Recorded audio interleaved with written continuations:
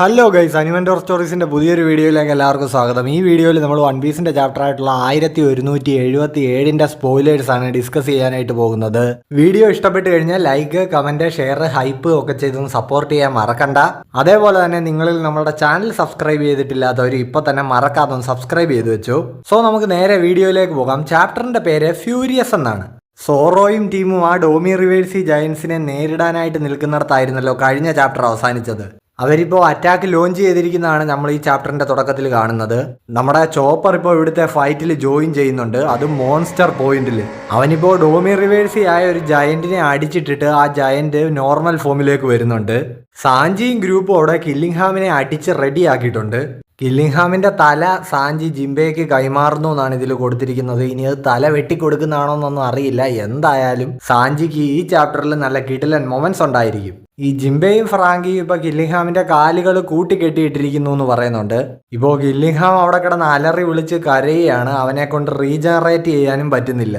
Brook ഇമുവുമായിട്ട് fight ചെയ്തോണ്ടിരിക്കുകയായിരുന്നല്ലോ, അതായത് ഗുങ്കോയുമായിട്ട്. ആ ഫൈറ്റിലേക്ക് finally അങ്ങനെ നമ്മുടെ ഉസോപ്പ് ജോയിൻ ചെയ്യുന്നുണ്ട്. പക്ഷേ ഇമു ഇവരെ രണ്ടുപേരെയും തോൽപ്പിച്ചിരിക്കുകയാണ്.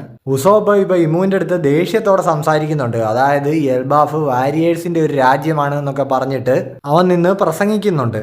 എൽബാഫ് വാരിയേഴ്സിനെ നേർക്ക് നേരെ നിന്ന് കീഴ്പ്പെടുത്താൻ പറ്റില്ല എന്നറിഞ്ഞതുകൊണ്ട് ഇങ്ങനെ ചതിപ്രയോഗങ്ങൾ ചെയ്യാൻ നാണമില്ല എന്നൊക്കെ ഇമുവിൻ്റെ അടുത്ത് ഉസോപ്പ് ചോദിക്കുന്നുണ്ട്. നമുക്ക് നേർക്ക് നേരെ ഈ കാര്യങ്ങളൊക്കെ തീർപ്പാക്കാമെന്നും പറഞ്ഞ് ഉസോപ്പ് ഒരു എക്സ്പ്ലോഷൻ ഷോട്ട് ഇമുവിന് നേരെ വിടുന്നുണ്ട്. ഇമു ഇപ്പോൾ വളരെ പെട്ടെന്ന് ഒഴിഞ്ഞു മാറിയിട്ട് ഇവരുടെ മുന്നിൽ വരുന്നുണ്ട്. അവിടെ ഒരു വലിയ സ്ഫോടനം തന്നെ നടക്കുന്നുണ്ട്. ഉസോപ്പും ബ്രൂക്കും ആണെങ്കിൽ ബോധം കെട്ട് വീഴുന്നു. ഇപ്പോൾ ചാപ്റ്റർ അവസാനിക്കാറാവുമ്പോഴേക്കും തൻ്റെ ക്രൂമേറ്റ്സിനോട് ഇമു ഈ ചെയ്ത കാര്യങ്ങളൊക്കെ കണ്ടിട്ട് ലൂഫി ആകെ ദേഷ്യപ്പെട്ടിരിക്കുകയാണ്. ഇമു ഇപ്പോൾ ലൂഫിയോടും ലോക്കിയോടും പറയുന്നുണ്ട്, നിക്കാ, നിതോക്ക്, നിങ്ങൾക്ക് മുന്നിൽ രണ്ട് ഓപ്ഷനേ ഉള്ളൂ. ഒന്നെങ്കിൽ കീഴടങ്ങുക, അല്ലെങ്കിൽ മരിച്ചു വീഴുക. ഈ നടക്കുന്ന യുദ്ധം അത് ഈ ലോകത്തെ തന്നെ രണ്ടായി പിളർക്കും. സോ അപ്പോൾ അങ്ങനെ അവർ ഒടുവിൽ നേരിട്ട് കണ്ടുമുട്ടിയിരിക്കുന്നു എന്ന് പറഞ്ഞ് ഒരു എഡിറ്റേഴ്സ് നോട്ടിലാണ് ഈ കിടിലൻ ചാപ്റ്റർ അവസാനിക്കുന്നത്.